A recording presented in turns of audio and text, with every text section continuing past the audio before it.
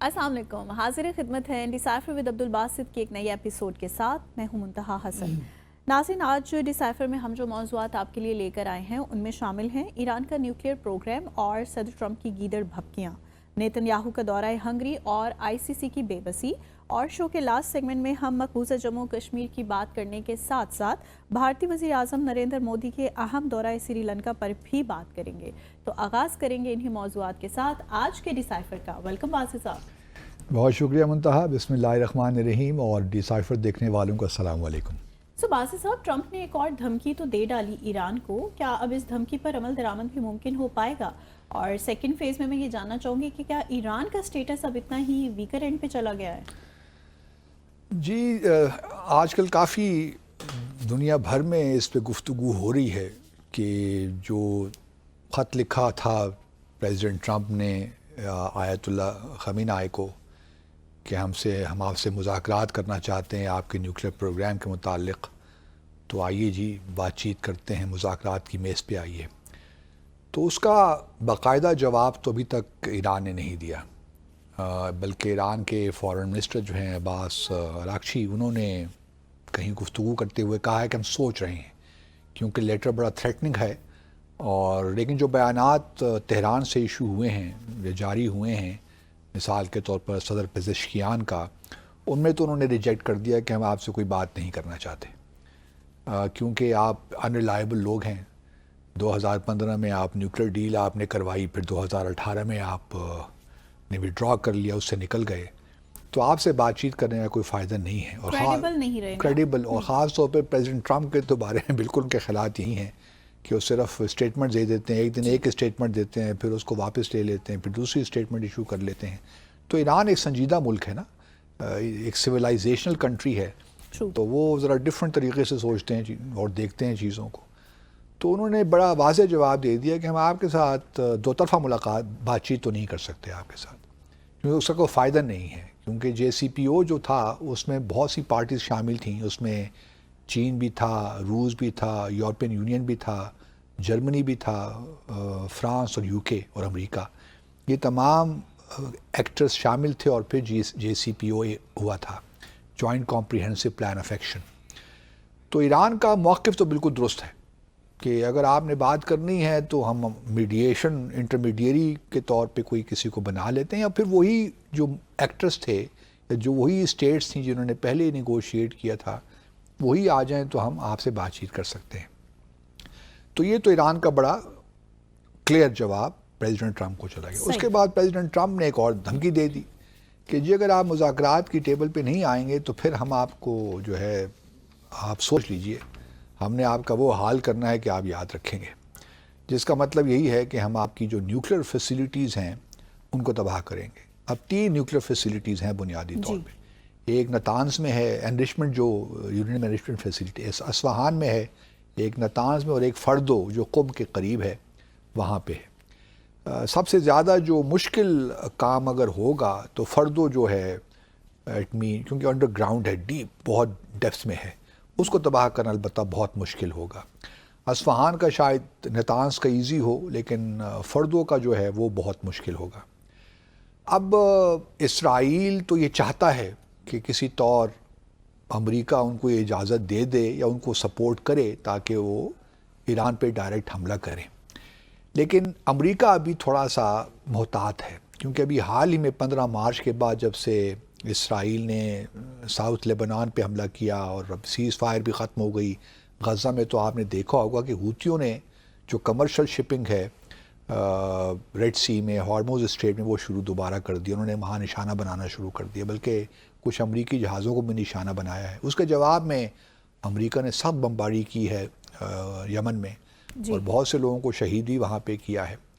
तो अब एक जो मैसेज दिया है अमेरिका ने हूतियों पे हमला करके, उनका कहना है कि हूती बसाते ख़ुद तो कोई हैसियत नहीं रखते, अगर इनको ईरान की सपोर्ट ना हो तो ये शायद ये कार्रवाइयाँ ना करें, क्योंकि इसराइल ही इनको, ईरान ही इनको तमाम जो है असला भी प्रोवाइड कर रहा है, मिसाइल भी दे रहा है और प्रोजेक्टाइल्स भी दे रहा है, उसकी जिसकी वजह से हूतियों को ये एक हौसला हुआ है कि वो कमर्शियल शिपिंग पे भी हमला करें रेड सी में।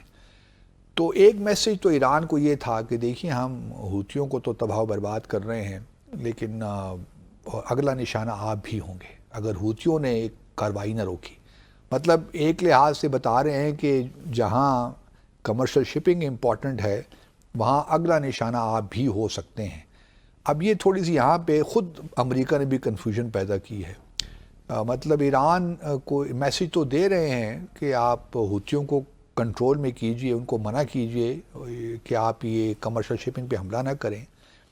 اگر وہ ایران کر بھی لیتا ہے تو پھر اس کا مطلب ہے کہ ایران کا نیوکلیر پروگرام جو ہے ایک لحاظ سے وہ حملوں کی زد میں نہیں آئے گا. صحیح. تھوڑی سی کانٹرڈکشن مجھے اس میں نظر آتی ہے. بٹ ان اینی کیس اب جو دیکھنا یہ ہے کہ کیونکہ کچھ بہت سے لوگوں کا پہلے یہ بھی خیال ہے کہ حوثیوں کی جو اسٹرائکس کر رہے ہیں امریکہ، اس سے حوثیوں کو زیادہ نقصان نہیں ہوا، کیونکہ بہت سے جو ان کے ایسٹس ہیں وہ سارے انڈر گراؤنڈ ہیں تو وہ بھی انٹیکٹ ہیں. صحیح. حوثیوں کو کوئی فرق نہیں پڑا. ان کی جو کیپیسٹی ہے ممکن ہے کسی حد تک ڈیمیج ہوئی ہو، کچھ ڈیمیج ہوا، لیکن لاس کو اتنا زیادہ نہیں ہوا کہ ان کی جو کیپیسٹی وہ ختم ہو گئی ہو. مین وائل دیکھیے جو اصل چیز ہے ایران کے لیے، ایران میں سمجھتا ہوں کہ ایران کی خواہش تو یقیناً ہوگی کہ وہ نیوکلیر ویپنز ایک ایٹمی قوت بنے. لیکن اگر اس بار امریکہ اور اسرائیل نے حملہ کر دیا تو پھر تو ایران کو ایک بڑا اچھا جسٹیفیکیشن مل جائے گی اچھی کہ بھئی دیکھیے اگر ہمارے پاس نیوکلیر ویپنز ہوتے تو ہمت ہوتی اسرائیل کی یا امریکہ کی کہ ہم پہ حملہ کرتے. بالکل ہے نا، ایک ڈیٹرنس تو پھر کریٹ ہو جاتا ہے. جس طرح دیکھیں نارتھ کوریا نے بھی عرصہ پہلے جب اس کو خطرہ محسوس ہوا امریکہ کی جانب سے تو انہوں نے نیوکلیر نان پرولیفریشن ٹریٹی سے وڈرا کر دیا. حالانکہ اس سے پہلے بھی ان کے پاس نیوکلیر کیپیبلٹی تو تھی. جس طرح ایران کے پاس کیپیسٹی تو ہے، اگر وہ چاہیں 60% سے 90% تک لے جائیں انریچمنٹ اور 2-3 ہفتوں میں وہ نیوکلیر وار ہیڈز ہی بنا سکتے ہیں. جی. تو کیپیسٹی تو ایران کے پاس بھی ہے، لیکن ابھی انہوں نے یہ پالیسی ڈیسیشن نہیں لیا کہ آیا انہوں نے نیوکلیر ویپن اسٹیٹ بننا ہے کہ نہیں بننا. اس کے لیے ان کے لیے ضروری ہوگا کہ وہ این پی ٹی سے پہلے وڈرا کریں یا ایک نوٹس کم از کم دے دے.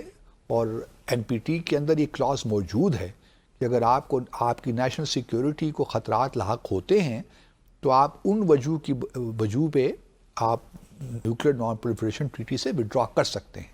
لیکن وہ بہرحال ایک UN سیکیورٹی کونسل کا بیچ میں ایک رول آتا ہے کہ وہ اس کو پھر دیکھے گی کہ آیا جسٹیفائیڈ ہے کہ نہیں ریزن، کیونکہ امریکہ اور رشیا تو اس وقت ایران کے ساتھ ہی کھڑے ہیں نا. تو اس وجہ سے وہ بھی شاید ایک پاسبلٹی امریکہ یہ بھی دیکھ رہا ہوگا کہ اگر ہم نے ایران کی نیوکلیر فیسلٹیز کو اسٹرائک کیا تو اس کا نتیجہ یہ بھی نکل سکتا ہے کہ ایران پھر این پی ٹی سے وڈرا کر جائے. اور یہ ایک بہت بڑی بات ہوگی. پھر یہ ایک ڈومینو ایفیکٹ ہوتا ہے. اس کا معنی پھر یہ ہوگا کہ این پی ٹی اگر ایران اس سے وڈرا کرتا ہے اور پھر نیوکلیر ویپنز اسٹیٹ اپنے آپ کو ڈکلیئر کر دیتا ہے تو پھر سعودی عرب بھی ہے، اس کے بھی معاملات ہیں. وہ بھی چاہے گا کہ میں بھی اس خطے میں پھر میرے پاس بھی نیوکلیر ویپنز کیپیبلٹی ہونی چاہیے. پھر مصر بھی چاہے گا، وہ بھی ایک بہت بڑا ملک ہے. تو یہ اس کا پھر کوئی اینڈ نہیں ہے. اس وجہ سے ابھی میرے حساب سے ایران کی گو کے اس وقت جو کیپیبلٹیز ہیں خاص طور پہ ایئر ڈیفنس کی، وہ کوئی بہت زیادہ انونسبل جسے ہم کہتے ہیں وہ نہیں ہے. اسرائیل اور امریکہ دونوں کے پاس یہ قوت ہے کہ وہ اس کو پینیٹریٹ کر سکیں. لیکن اگر چائنا اور رشیا ایران کے ساتھ مل جائیں تو کیا وہ ملیں گے نہیں نا، کیونکہ ایسا کوئی ایگریمنٹ ان ممالک کا نہیں ہے. ڈیفنس کوآپریشن ٹھیک ہے، ان کے اکنامک ریلیشنز بھی بہت اچھے ہیں. ایران ڈرونز بھی دے رہا ہے، شاہید جو ہے روس کو اور بھی بہت مدد کر رہا ہے یوکرین کی جنگ میں. لیکن کوئی ڈیفنس پیکٹ نہیں ہے ایز سچ جو کہ اسرائیل اور امریکہ کے درمیان ہے. تو ان کا ایسا کوئی پیکٹ نہیں ہے یا الائنس نہیں ہے کہ وہ براہ راست ایران کی مدد کریں گے. اور پھر دیکھیں کوئی باقاعدہ جنگ تو ہوگی نہیں نا. یہ تو اسٹرائکس ہوں گی اور ان کی نیوکلیر فیسلٹیز کو وہ نشانہ بنائیں گے. یہ تو نہیں ہے کہ وہ گراؤنڈ ٹروپس بھجوا دیں گے اور ایک باقاعدہ جنگ جس طرح عراق میں ہوئی تھی اس قسم کا کام تو نہیں ہوگا. ایران کی نیوکلیر فیسلٹیز کو ٹارگٹ کریں گے، 24-48 گھنٹے کا آپریشن ہوگا. کتنی کامیابی ہوتی ہے نہیں ہوتی وہ ایک اور چیز ہے. لیکن اس میں ایران آبویسلی جو ہے اس کے پاس بھی ایک لیوریج تو ہے، کیونکہ تقریباً 1 لاکھ کے قریب اس وقت بھی امریکی ٹروپس جو ہیں وہ خلیجی ممالک میں موجود ہیں ان کو وہ نشانہ بنا سکتا ہے، اور وہ مطلب اور اس کے پاس کیپیبلٹی نہ ہو، کیونکہ چلیے آئرن ڈوم ہے اور بہت سے ڈیفنس سسٹم اسرائیل کے پاس تو موجود ہیں، اسرائیل کو نقصان نہیں پہنچا سکتا، لیکن ان ممالک میں تو ایرانی، اگر ایران امریکہ کا ہاتھ پیچھے ہوتا ہے تو ایران انٹرسٹ کو تو نشانہ بنا سکتا ہے، ایک فل اسکیل وار پھر ہو سکتی ہے نا، جو کہ پریزیڈنٹ ٹرمپ کبھی نہیں چاہیں گے، کیونکہ ان کا ایجنڈا یہ نہیں ہے کہ وہ اپنے ٹروپس کو کسی طور بھی انوالو کریں، اور چونکہ اس وقت وہ ان کا فوکس اکانومی پہ ہے، یہ جو شوشہ چھوڑا ہے نا، یہ کیونکہ ان کو کامیابیاں نہیں مل رہی، نہ غزہ میں کامیابی ہو رہی ہے، نہ یوکرین کے معاملے میں کامیابی ہو رہی ہے، تو پریزیڈنٹ ٹرمپ کو شوشے چھوڑنے پڑتے ہیں تاکہ تھوڑی سی اٹینشن بھی ڈائیورٹ کریں، تو یہ بھی ایک لوگوں کا خیال ہے کہ یہ ڈائیورژن ہے، لیکن معاملہ بہرحال ایران کی کانٹیکس میں ہے تو serious, Iran I am sure کہ وہ سارے اپنے آپشنز دیکھ رہے ہوں گے، اپنی اسٹریٹجی انہوں نے بنا رکھی ہوگی کہ اگر یہ حملہ ہوتا ہے تو وہ کس طرح اس پہ ریئیکٹ کریں گے، کہاں کہاں چیزوں کو ٹارگٹ کریں گے، کیونکہ پھر تو کھلی جنگ ہے نا، اگر ایران کی نیوکلیئر فیسلٹیز کو آپ حملہ کرتے ہیں، جس طرح اسرائیل نے شام میں بھی کیا تھا، عراق میں بھی کیا تھا، لیبیا میں بھی کیا تھا، تو اگر اس قسم کی چیز ہوتی ہے، لیکن ایران شام اور ہے نہیں، وہ تو بڑا زبردست طریقے سے ریئیکٹ کریں گے، بہرحال یہ ڈیفیکلٹ چیز ہے، اور میرا اپنا خیال ہے کہ ایسی کوئی بات ہونے جا نہیں رہی، نہیں کرے گا، میرا نہیں خیال۔ صحیح، so let's take a short commercial break here. Break کے بعد واپس آئیں گے اور مزید ڈسکس کریں گے نیتن یاہو کے دورہ ہنگری کو۔